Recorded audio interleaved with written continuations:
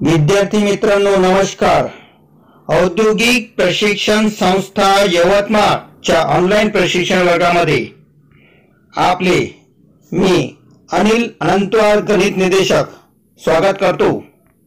आज आपण कार्यशालेय गणित व विज्ञान म्हणजेच वर्कशॉप कॅल्क्युलेशन अँड सायन्स या विषयाचा पाठ अपूर्णांक म्हणजेच फ्रॅक्शन विषयी शिकणार आहे. मागील भागात आपण दशांश अपूर्णांकाची बेरीज व वजाबाकी यावर शिकलो होतो. आज आपण दशांश अपूर्णांकाचा गुणाकार व भागाकार तसेच आधारित उदाहरण पाहणार आहे. दशांश अपूर्णांकाचा गुणाकार. या ठिकाणी बघा एक उदाहरण दिलं आपल्याला. वजा 5.02 गुणिला 2.5 वजा 5.02 गुणिला 2.5. आता या ठिकाणी आपलं गुणाकार करताना दशांश काढून टाकायचे. दशांश काढायची संख्या काय होते 502 गुणिला 25. आता 502 गुणिला 25 सर्वांना साधा गुणाकार येतेच आणि 502 गुणिले 225 केल्यानंतर इथे या ठिकाणी गुणाकार करून दाखवलं. खाली मी 502 गुणिला 25 केलं तर 12,550 येते. 25 50 0 4 5 25 0 0 5 5 25 5 1600 अशा प्रकारे येते 12,550. आता या ठिकाणी काय दिलं लिहून दिलं बघा. दशांश अपूर्णांक गुणाकार करताना दशांश अपूर्णांक काढून गुणाकार करावा. त्यानंतर संख्याचा गुणाकार केलेला आहे त्या संख्येतील ज्या संख्याचा गुणाकार केलेला आहे त्या संख्येतील दशांश नंतर किती अंक आहे याची बेरीज करावी आणि आलेल्या गुणाकारामध्ये मागून तितके अंक सोडून दशांश द्यावा. या ठिकाणी बघा 5.02 मध्ये दशांश नंतर 2 अंक होते आणि 2.5 मध्ये दशांश 1 अंक होता आणि या ठिकाणी 2 अधिक 1 केलं तर 3 अंक होतात आणि 3 अंक असल्यामुळे 3 होतात. म्हणून आलेल्या गुणाकारामध्ये मागून 3 अंक सोडून दशांश द्यावा. आता या ठिकाणी 12,550 आपला त्या ठिकाणी गुणाकार आला होता आणि या ठिकाणी मागचे 3 अंक सोडले 0 5 5. तर या ठिकाणी 2 आणि 5 मध्ये दशांश द्यायचा आणि याच्या ठिकाणी हा झाला त्याचा गुणाकार. आणि या ठिकाणी दुसरी गोष्ट आपल्याला ज्या ठिकाणी दिलं होतं या ठिकाणी वजा दिलं असल्यामुळे या ठिकाणी वजा चिन्ह द्यायचं आहे. वजा 502 गुणिला 25 केलं तर वजा 5.02 गुणिला 2.5 केलं तर या ठिकाणी आपल्याला वजा 12.550 हे येते. आपला पुढील भाग आहे दशांश अपूर्णांकाचा भागाकार. डिव्हायडेशन ऑफ डेसिमल फ्रॅक्शन. आता या ठिकाणी आपण एक उदाहरण घेऊ. उदाहरण आहे 15.030 भागिला 1.5. 15.030 भागिला 1.5. तर या उदाहरणामध्ये भाजक आपला अपूर्णांक आहे. भाजक हा आपला दशांश अपूर्णांक आहे आणि या दशांश अपूर्णांकाचा आपल्याला पाडा करणं अवघड जाते. मग या ठिकाणी बघायचं या भाजकामध्ये भागणाऱ्या संख्येमध्ये दशांश किती अंक आहे पहिले पाहायचं. तर या ठिकाणी दशांश नंतर किती अंक होता 1 अंक आहे. 1.5 मध्ये दशांश किती अंक आहे 1च अंक आहे. म्हणून एक या ठिकाणी काय करायचं अंशाला आणि छेदाला एकावर 1 शून्याने गुणायचं. एकावर 1 शून्याने गुणायचं म्हणजे 10 ने गुणायचं. जर या ठिकाणी जर आपल्याला भागणारी संख्या 1.52 असती समजा 1.52 असती म्हणजेच या दशांश 2 अंक आले. म्हणून अशा वेळी काय करायचं एकावर 2 शून्यानं म्हणजे 100 ने अंशालाही गुणायचं आणि छेदालाही गुणायचं. तर या ठिकाणी आपण काय करू पहिल्यांदा आता एकावर 1 शून्यानं म्हणजे 10 ने आपण अंशाला आणि छेदाला गुणू. 15.030 ला जर आपण 10 ने गुणलं तर या ठिकाणी येते 150.30 येते. आता आपल्याला सर्वांना माहित आहे की कोणत्याही या ठिकाणी पुन्हा डिटेल पुढे समजावून सांगतो म्हटल्यास तर कोणत्याही अपूर्ण संख्येला जर 10 100 1000 10,000 संख्येला गुणलं त्या संख्येतील दशांश एक जर समोर एकावर जेवढे शून्य असते तेवढे जर समोर सरकतो हे सुद्धा समोर सविस्तर आपण समजावून सांगू. तर या ठिकाणी 15.030 ला जर आपण 10 ने गुणलं तर या ठिकाणी येतात 150.30 येतात आणि 1.5 ला जर 10 ने गुणलं तर त्या ठिकाणी येतात 15 येतात. अशा प्रकारे 150.30 भागिला 15 येते आणि या 150.30 ला जर 15 ने भागलं 15 1 15 खाली उरले शून्य. मग त्यानंतर पुन्हा 0 खाली घेतला 0चा भाग बसते 15 0 0 पुन्हा 3 खाली घेते 3 ला भाग देताना पुन्हा 0चा भाग द्यायचा 15 2 30. अशा प्रकारे 10.02 हे त्याचं उत्तर येते भागाकार येते. त्या ठिकाणी खालील भागाकार करताना भागणारी संख्या भाजक दशांश अपूर्णांक असेल तर भागणाऱ्या संख्येमध्ये दशांश बिंदू नंतर जितके अंक असतात तितके 0 1 समोर लिहून भाज्य व भाजक या दोघांनाही गुणायचे आहे. त्यामुळे भागणारी संख्या पूर्णांकात येते व भाग देणे सोपे जाते. पुढील भाग आपला सरळ रूप द्या, सिम्प्लिफाय सोडवा. या ठिकाणी एक उदाहरण दिलं आहे. 5.06 वजा 7.65 अधिक 8.94 वजा 6.005. आता या उदाहरणामध्ये 5.05 अधिक आहे, 7.65 मायनस आहे, पुन्हा 8.94 अधिक आहे आणि 6.005 वजा आहे. तर पहिल्यांदा अशा प्रकारे एकाच उदाहरणामध्ये आपल्या बेरीज काही संख्या चिन्ह अधिक असेल, काही संख्येचे चिन्ह वजा असेल, अशा वेळी काय करायचं आहे, सारख्या चिन्ह असलेल्या संख्या जवळजवळ करायच्या. म्हणजे 5.06 जवळ अधिक चिन्ह असणारी संख्या 8.94 करायची आणि 7.65 जवळ वजा 6.005 घ्यायचे. आणि या ठिकाणी आता या दोन्हीमध्ये या दोघांचं चिन्ह सारखं आहे आणि या दोघांचं चिन्ह सारखं आहे. तर या दोघांचं चिन्ह सारखं असेल तर त्यांची बेरीज करावं, चिन्ह तेच द्यावे, हा आपला बेरीजचा नियम आहे. मग या ठिकाणी दोन्हीचे चिन्ह सारखेच आहे, परंतु दोघांचं चिन्ह अलग असल्यानं आपण अलग अलग बेरीज करायची आहे. आणि 5.06 अधिक 8.94 जर केलं आपण त्या ठिकाणी तर 14 येतात बेरीज. आणि 7.65 अधिक 6.005 केलं बरोबर. उभी समजत नसेल तर उभी मांडणी करायची मागे समजून सांगितल्याप्रमाणे. आणि या ठिकाणी आपण त्या ठिकाणी त्याची बेरीज करायची. याची बेरीज येते 13.655 आणि दोघांचं या ठिकाणी वजा 7.65 आणि वजा 6.005 असल्यामुळे दोघांचं चिन्ह बदल्यामुळे वजा चिन्ह द्यायचं. आणि या ठिकाणी आता बघा दोघांचं चिन्हाच्या ठिकाणी आपण आता दोघांचे बेरीज वजा केल्यानंतर येते 14 वजा 13.655. आता दोघांचं चिन्ह भिन्न झालं. आता 14 मोठे आहे म्हणून 14 मधून 13.655 वजा करायचे आणि आपली जी उभी मांडणी जशी आहे त्याप्रमाणेच आपण या ठिकाणी उभी मांडणी जी दिलेली आहे आपल्याला या ठिकाणी बघा मांडणीच मागे शिकवली त्याप्रमाणे उभी मांडणी करायची आणि सोडवायचं. 14 वजा 13.655 केलं तर 0.345 येते. तर या ठिकाणी लिहिलं पहा, सुरुवातीला समान चिन्ह असणाऱ्या संख्यांची बेरीज करावी व नंतर विषम चिन्ह असलेल्या संख्यांची वजाबाकी करावी. आता या ठिकाणी आपण पुढचा भाग घेऊ आपण, दशांश अपूर्णांकाचा भागाकार.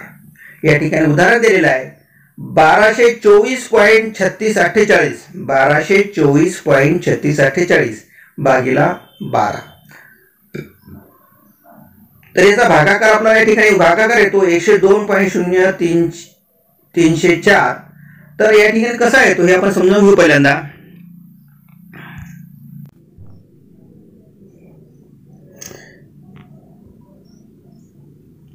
या ठिकाणी आपल्याला भागाकार कसा करायचा बस तर समजावून सांगतो. 1224.3648 भागिला 12 आहे आणि या ठिकाणी 12 ने भाग द्यायचा असल्यामुळे पहिल्यांदा दोन संख्या घेतल्या 12 1 12 आणि या ठिकाणी 12 1 12 भाग दिल्यानंतर खाली शून्य उरतात आणि या ठिकाणी वरचा 1चा भाग बसतो वर आणि या वर 1चा भाग दिल्यानंतर पुढचा एक अंक आपण 2 हा खाली घेतो आणि 2 खाली घेतल्यानंतर या ठिकाणी पुन्हा 12 ने भाग द्यायचा.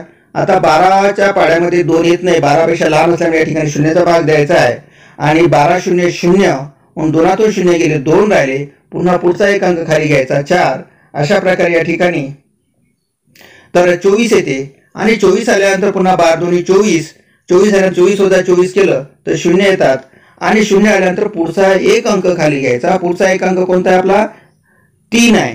3 खाली घेतल्यानंतर हा 3 हा अंक आपल्या दशमबिंदू असल्यामुळे भागाकारामध्ये पहिल्यांदा आपल्याला 2चा भाग दिल्यानंतर दशमबिंदू द्यायचा आहे आणि पुढचा अंक तर ते 3 अंक खाली घेऊन नंतर भाग द्यायचा आहे. तर या ठिकाणी 3 सुद्धा 12 पेक्षा लहान असल्यामुळे 0चा भाग जातो. 12 0 0 3तून 0 गेले 3 राहिले आणि या ठिकाणी 0 वर 0चा भाग दिला. आता पुढील एकच अंक खाली घ्यायचा आहे. नियम आपला भागाकार करताना वजाबाकी केल्यानंतर पुढचा एकच अंक खाली घ्यायचा आहे. पुढचा एक अंक खाली घेतला आपण 6.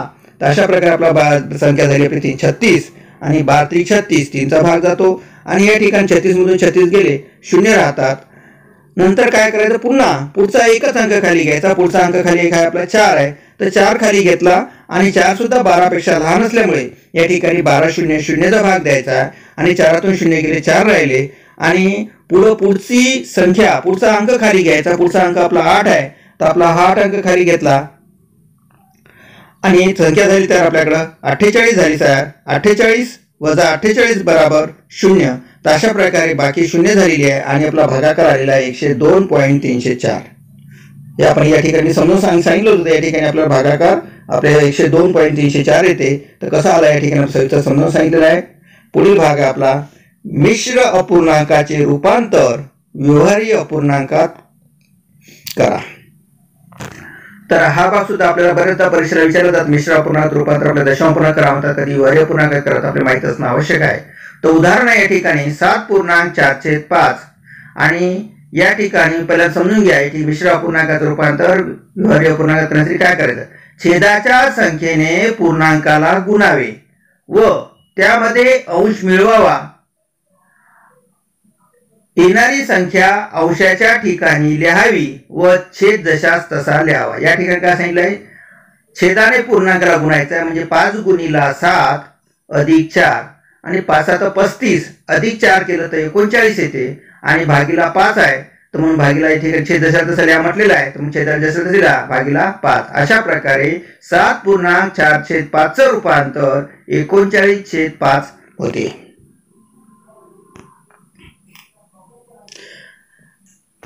तर पुढचं आहे विषम अपूर्णांकाचे रूपांतर किंवा इम्प्रॉपर फ्रॅक्शनचे रूपांतर मिश्र अपूर्णांकात करा. तर या ठिकाणी बघा मिश्र अपूर्णांक आहे आपला विषम अपूर्णांक आहे म्हणजे इम्प्रॉपर फ्रॅक्शन आपला 23/5.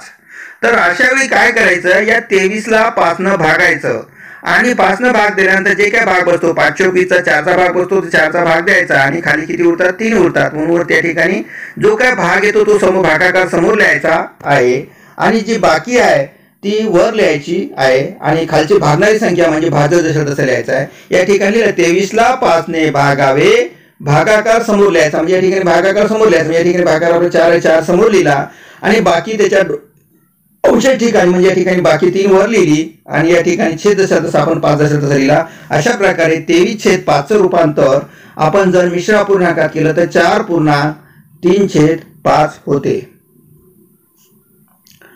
आता एक थोडंसं आपल्याला एक मागच्या ह्याच्यात आपल्याला 10, 100, 1000 गुणा भागण्याच्या बेसिक नियम आहे, माहीत असणं आवश्यक आहे. थोडंसं आधी सांगायला पाहिजे, स्वप्नात ते सांगत आहे तुम्हाला या ठिकाणी.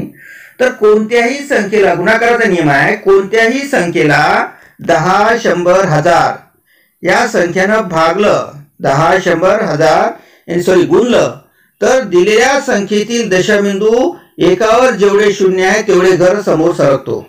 दिलेल्या संख्येतील दशबिंदू एकावर जेवढे शून्य आहे तेवढे घर समोर सरकतो. उदाहरण बघू आता 26.2395 26.2395 गुणिला 100. या ठिकाणी गुणणारी संख्या 100 आहे आणि 100 म्हणजे एकावर 2 शून्य आहे.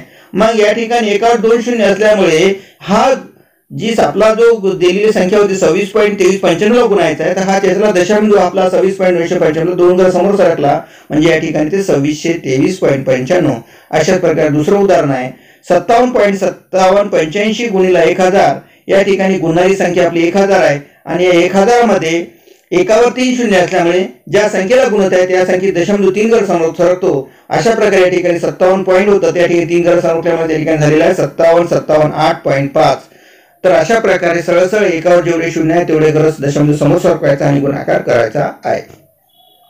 त्याच पद्धतीने भागाकाराचा जो नियम आहे या ठिकाणी 10 कोणत्याही संख्येला 10, 100, 1000, 10,000 या संख्येनं भागलं असता दिलेल्या संख्येतील दशबिंदू एकावर जेवढे शून्य आहे तेवढे घर मागे सरकवा. गुणाकार करताना आपण समोर सरकवला, भागाकार करताना मागे सरकवला. आता उदाहरण आहे 26.2395 भागीला 100. या ठिकाणी एकावर 2 शून्य आहे या ठिकाणी 2 घर मागे सरकला. 26.95 दशबिंदू इकडे आला तरी 0.262395 आलं. तसं दुसरं उदाहरण आहे आपलं 57,578.5 भागीला 1000. या ठिकाणी आपल्याला एकावर 3 शून्य आहे, एकावर 3 शून्य असल्यामुळे हा दशांश आपली जी संख्या होती 57,578.5 हा दशांश आपला 3 घर मागे सरकतो. 3 मागे सरकल्यामुळे संख्या झाल्या त्या ठिकाणी उत्तर येते आपलं गुणाकार येते 57.5785. एक आपल्याला पुन्हा आणखी एक व्यवहारी अपूर्णांक बेरीज करताना घातांकाचे नियम माहीत असणं आवश्यक आहे. तर त्यासाठी आपण पहिल्यांदा घातांकाचे नियम आपण समजून घेऊ. काही बेसिक गोष्टी हे आपल्या नेहमी आपल्याला काम पडते. जे महत्त्वाचे भाग मी महत्त्वाचे मुद्दे तुम्हाला या ठिकाणी समजावून सांगत आहे. तर घातांकाचा नियम आहे, एखाद्या संख्येचा घात ऋण असेल म्हणजेच वजा असेल तर त्या संख्येचा घात धन करण्यासाठी त्या संख्येला अंशाच्या ठिकाणी असेल तर छेदाच्या ठिकाणी आणावे किंवा छेदाच्या ठिकाणी असेल तर अंशाच्या ठिकाणी आणावे, त्यामुळे त्याचा घात धन होतो. थोडक्यात एखादी संख्या अंशाच्या ठिकाणी छेदाच्या ठिकाणी किंवा छेदाच्या ठिकाणी अंशाच्या ठिकाणी नेली तर त्याच्या घातांकाचं चिन्ह बदलते. अधिक असेल वजा होते, वजा असेल तर अधिक होते. या ठिकाणी 2 उदाहरण दिले बघा.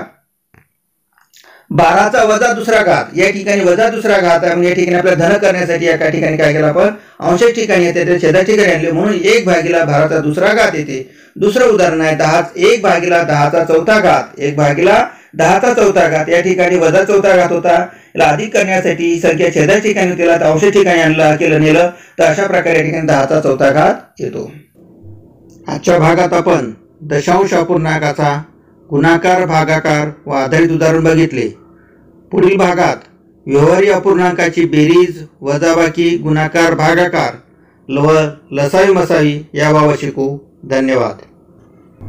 आपणास हे व्हिडिओ लेक्चर आवडल्यास आपण लाईक करा, शेअर करा, सबस्क्राईब करा. धन्यवाद.